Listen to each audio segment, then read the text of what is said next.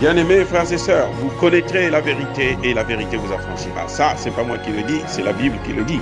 Mais moi, je vous dis bien, vous connaîtrez la vérité historique, notamment celle de vos ancêtres kémites, et vous aurez une vision globale de ce que c'est que la vraie souveraineté politique. J'ajoute, vous reviendrez à la spiritualité africaine ancestrale et vous comprendrez les enjeux de l'indépendance économique. Et pour terminer, vous accepterez votre identité culturelle kémite et vous obtiendrez deux choses. La première, c'est la paix. La seconde, c'est le développement, à une condition. L'unité de toute l'Afrique noire, l'unité de tous les Noirs du monde entier. Otep à tous, bienvenue sur la chaîne des panafricanistes par essence, par conviction et par excellence. Celle des citoyens kémites par nécessité et obligation de combat. Nous sommes une chaîne qui n'est guidée que par nos ancêtres et rien que par les ancêtres qui appartiennent à l'égrégore du monde noir. Par conséquent, nous ne croyons en aucun Dieu venu de l'étranger. Toutefois, cette vidéo n'est aucunement destinée à inciter à la haine ou à la violence, car nous menons un combat qui est d'abord et avant tout spirituel, intellectuel et démocratique. Ensuite, il est politique, géopolitique et géostratégique. Contre l'impérialisme, le colonialisme, le néocolonialisme et l'endocolonat, qui sont tous qualifiés de crimes contre l'humanité. Nous menons ce combat sur la base du principe fondamental que nous avons hérité de nos ancêtres kémites, qui est celui de la Mahat, c'est-à-dire solidarité, vérité et justice. Vous êtes donc en droit de connaître la vérité et nous avons l'obligation de vous dire la vérité, rien que la vérité, afin que justice soit rendue au continent africain. Et ça, c'est notre modeste contribution dans cette noble lutte en faveur de la souveraineté, la dignité, la solidarité et l'unité africaine. C'est exactement ça que nous appelons le panafricanisme. Bien-aimés frères et sœurs, la bataille de Ber, non loin de Kidal, est terminée ce dimanche 13 août 2023. Bien entendu, en notre faveur.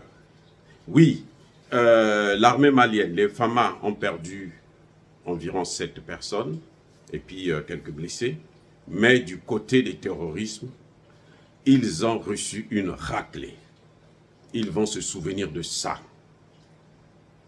Les combats ont commencé vendredi jusqu'à samedi. C'était l'apogée. C'était vraiment des combats très très lourds.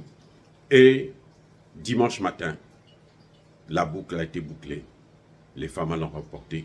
Les FAMA ont récupéré le camp de Ber. Ils ont pris le contrôle. Quelle leçon à tirer? Tout le monde savait que ça allait arriver. Tous les experts savaient que ça allait arriver. Parce que les Nations Unies ne pouvaient pas partir comme ça. Ils ne pouvaient pas partir comme ça. Il fallait laisser un cadeau, puisque c'est ce qu'ils sont venus faire. Il faut prouver que non, oui, effectivement, nous sommes venus pour ça. Ce sont les Nations Unies qui ont toujours entretenu les terroristes. Ce sont eux qui financent, avec, bien entendu, l'appui des puissances extérieures. Il ne faut pas oublier que parmi les FAMA, il y a toujours eu beaucoup de Français. Il y en a même qui étaient chefs d'état-major. Dans toutes les missions. D'ailleurs, les missions des Nations Unies sont préparées et organisées par la France. Parce que c'est la France qui a toujours occupé le poste de sous-secrétaire général chargé des missions de maintien de la paix.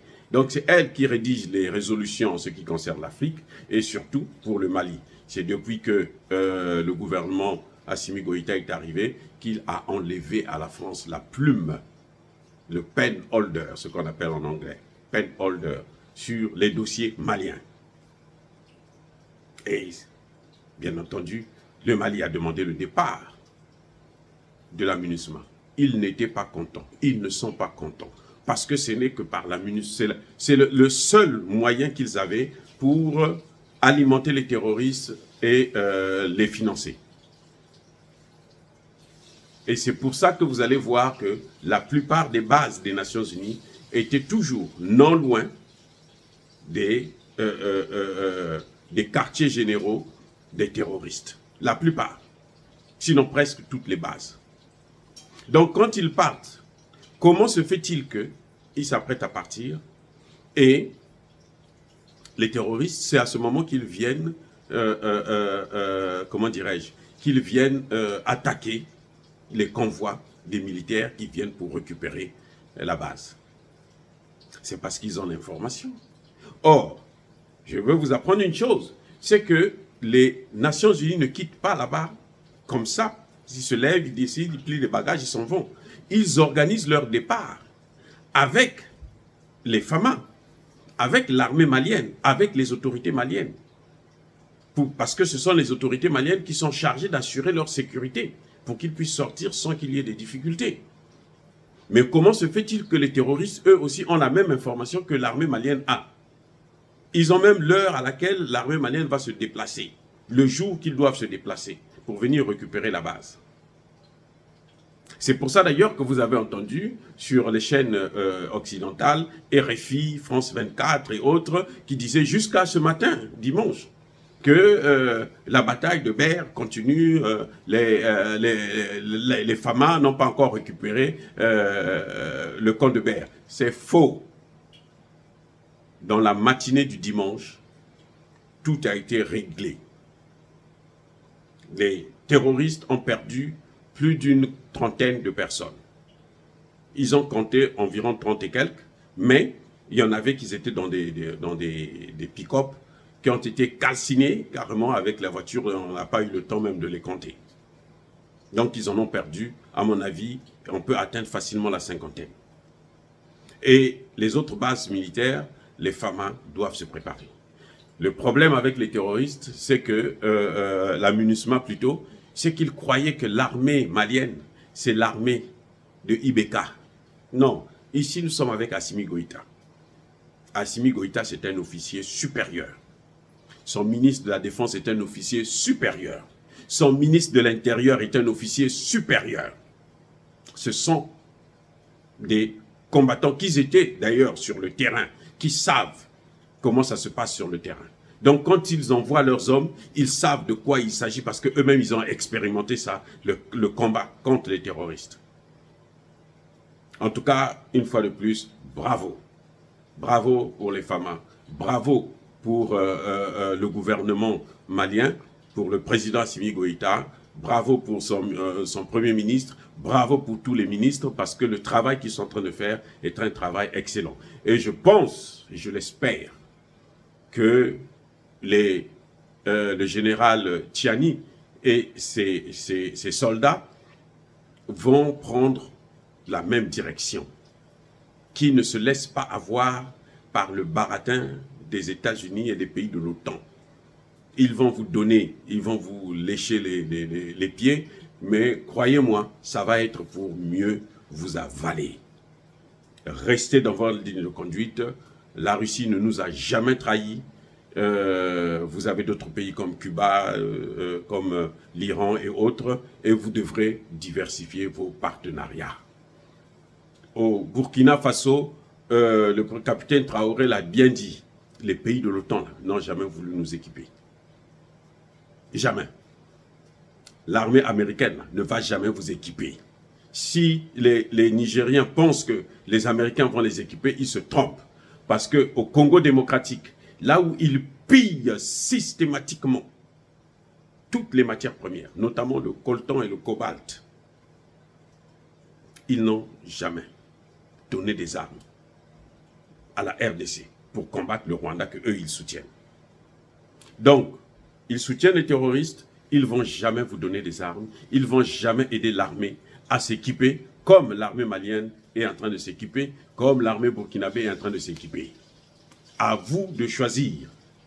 Et encore une fois de plus, je dois le répéter au général Tchiani. Notre confiance n'est pas éternelle. Cette confiance-là, on la retire dès que nous sentons que vous nous trahissez. Le colonel Damiba l'a connu. Il est venu, il a voulu danser, et la population était contente, on lui a fait confiance, et il est allé nous trahir chez les Français. Et les Américains, bien entendu. Qu'est-ce qui est arrivé? Les mêmes causes produisent les mêmes effets. À vous de voir. Dire cela, c'est inciter à la haine ou à la violence. Non, Yaba Paul Hervé. Encore une fois de plus, bien-aimés frères et sœurs, soyez bénis, abondamment bénis par le Dieu des Kémites et par nos ancêtres angélisés. Mais que tous ceux qui persécutent le continent africain, tous ceux qui le pillent et le déstabilisent, qu'ils soient noirs, blancs, chinois, arabes, indiens, qui qu'ils soient maudits, punis, foudroyés, neutralisés, écrasés, effacés par ce Dieu des Kémites et par nos ancêtres angélisés. Vive l'Afrique éternelle. J'ai dit et j'assume.